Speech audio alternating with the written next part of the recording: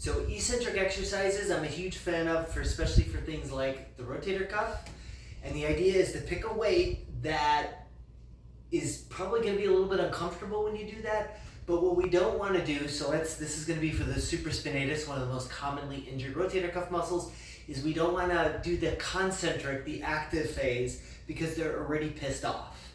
And so the last thing we want to do is overwork them. So we want to create a loading without using the actual muscles. That's easy enough to do with dumbbells.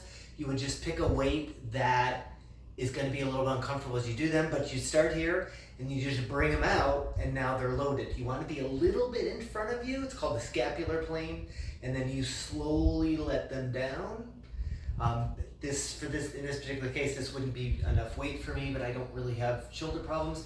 But again, you would just bring them up and then straighten them out and drop them down. I typically recommend ideally 3 sets of 10 a day, a couple days a week, 2 or 3 days a week. It's not something you want to do every day, but the whole concept is that you are working on eccentric exercise, a muscle lengthening while it's under a load, while it's contracting, helps rebuild what's called granulation tissue, which is the start of healing.